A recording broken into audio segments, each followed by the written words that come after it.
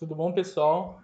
Agora a gente vai estar dando sequência então ao estudo do membro inferior e na aula de hoje a gente vai estar falando então aqui sobre a região femoral posterior, ou seja, sobre a região ali posterior da coxa.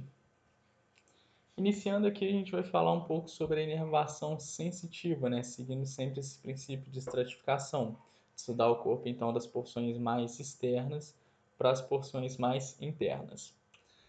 Com relação à inervação sensitiva nessa região, a gente vai destacar alguns nervos, que seriam quais? O nervo cutâneo posterior da coxa, que a gente já até viu um pouco ele, né, na última aula, que seria a aula da região glútea. Então, o nervo cutâneo posterior da coxa, ele vai ter origem ali em S1, S2 e S3, e a gente pode observar aqui, olha, ramos sensitivos, né, ramos cutâneos dele, que vão estar assim justamente nessa porção aqui, né, mais posterior da coxa, ok? Então são todos aqui ramos do nervo cutâneo posterior da coxa. Além disso, a gente encontra o nervo cutâneo lateral da coxa, tá ok?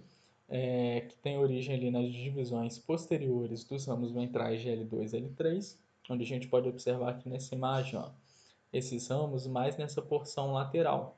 Então, são ramos aqui, né, do nervo cutâneo lateral da coxa.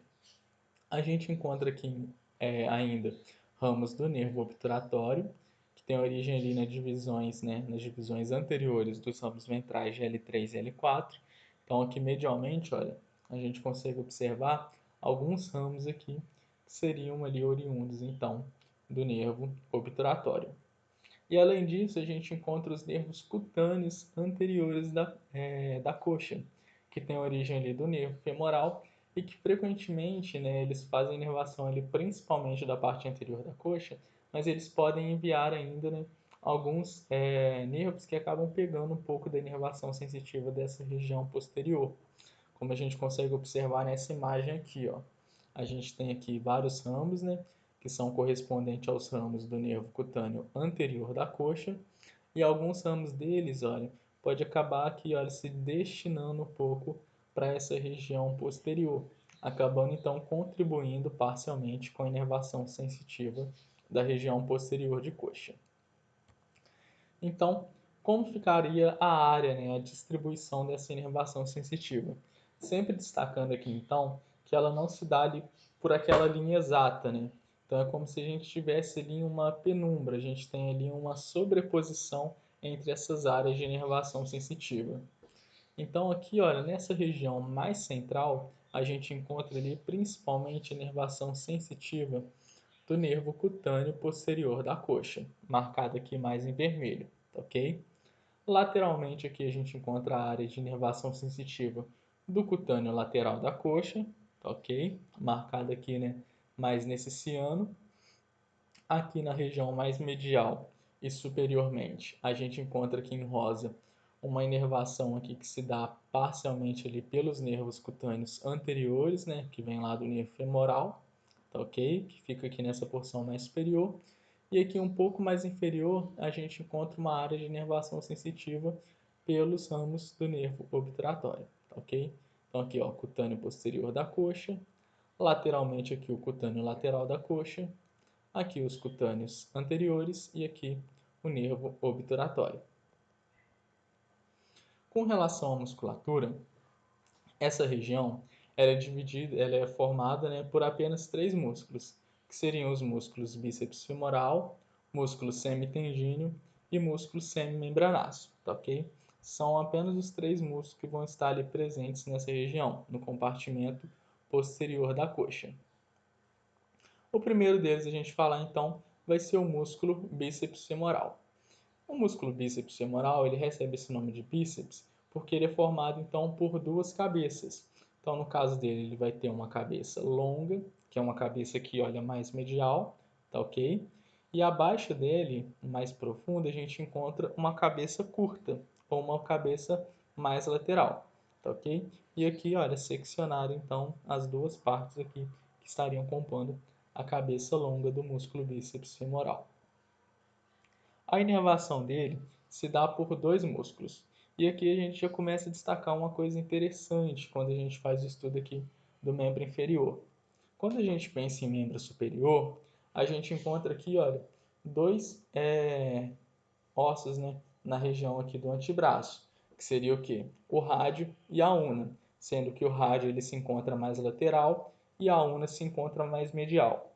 E boa parte das estruturas, elas recebiam no nome essa denominação, né, de radial e de unar, sendo que radial geralmente fazia referência às estruturas que estavam mais laterais e unar fazia referência às estruturas que estavam mais mediais. Então, radial e unar, passou quase a ser sinônimo de lateral e medial. Aqui no estudo do membro inferior, vai ter algo semelhante a isso. Quando a gente pega ali a estrutura da perna, a gente encontra dois ossos, a tíbia e a fíbula, sendo que a tíbia é um osso mais medial e a fíbula é um osso mais lateral. Então, de forma semelhante, aqui no membro inferior, quando a gente fala que uma determinada estrutura é uma estrutura tibial, ela vai estar relacionada mais à região medial, e quando a gente fala que é uma estrutura mais fibular, ela vai estar relacionada mais à porção lateral, tá ok? Então a gente pensa aqui o seguinte, olha, a cabeça longa, ela é a cabeça mais medial, tá ok? A cabeça longa, ela vai ser inervada por uma porção do nervo esquiático, que é justamente a porção tibial do nervo esquiático, ou seja, a porção mais medial do nervo esquiático. E a gente pode observar aqui nessa imagem, olha, aqui a gente tem o músculo, a cabeça longa, né, do músculo bíceps femoral, e tá vendo esses nervos aqui, olha, que estão fazendo a inervação dele? Eles são provenientes, olha, justamente aqui, olha, dessa porção mais medial, justamente, do nervo esquiático. Já a cabeça curta, ela é a cabeça mais lateral, ou seja, ela é referente às estruturas fibulares. Então, ela vai ser inervada pela porção fibular comum do nervo esquiático. E se a gente observar aqui novamente, olha, abaixo da cabeça longa, a gente encontra aqui a cabeça curta. E ela recebe a inervação proveniente justamente dessa porção mais lateral do nervo esquiático. Tá ok? Então, a cabeça longa do músculo bíceps femoral é inervada pela porção tibial do nervo esquiático e a cabeça curta é inervada pela porção fibular comum do nervo esquiático. E quais seriam as ações? Aqui vale a gente destacar uma outra questão. No caso da cabeça longa do músculo bíceps femoral, assim como vai ser o mesmo caso do semitendíneo e do semimembranáceo, eles são chamados de músculos isquiotibiais, ou seja, eles vão desde o isquio até a tíbia. Então, eles acabam passando ali por duas regiões de articulação. Então, eles estão passando pela região da articulação do quadril e eles estão passando pela região da articulação do joelho. Por esse motivo, esses músculos acabam influenciando nessas duas articulações. Já a cabeça curta do músculo bíceps femoral, ela não tem origem lá em cima, né? Não tem origem superiormente lá no isquio. Ela se origina ali bem no meio do fêmur, tá ok? Então ela acaba atravessando simplesmente a região da articulação do joelho. Então as suas ações ficam restritas ali à articulação do joelho. Com isso, a gente pode definir ações desses músculos.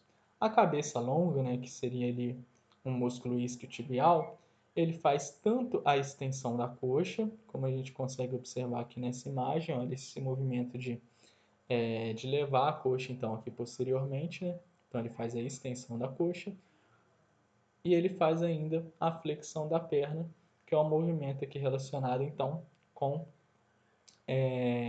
a juntura aqui do joelho, com a articulação do joelho. Já a cabeça curta, como ela trabalha simplesmente na articulação do joelho, o único movimento que ela faz é o movimento de flexão da perna, ok? Depois a gente encontra o músculo semitendíneo, que vai estar localizado mais agora já na porção medial. Então a gente tinha aqui, olha, o músculo bíceps femoral, que ele estaria localizado mais lateral, e mais medialmente a gente encontra então o músculo semitendíneo, tá ok? E aqui ele se encontra seccionado. O músculo semitendíneo, como ele está localizado na porção mais medial, ele vai receber a inervação justamente da porção tibial do nervo esquiático. Então a gente consegue observar aqui novamente, olha, esses ramos aqui que estão fazendo a inervação do músculo semitendíneo vão ter origem aqui justamente nessa porção mais medial do nervo esquiático, que é a porção tibial do nervo esquiático. E a sua ação vai ser a mesma ação da cabeça longa do bíceps femoral, justamente por ele ser um músculo, né, que vai estar atravessando tanto a articulação do quadril quanto a articulação do joelho.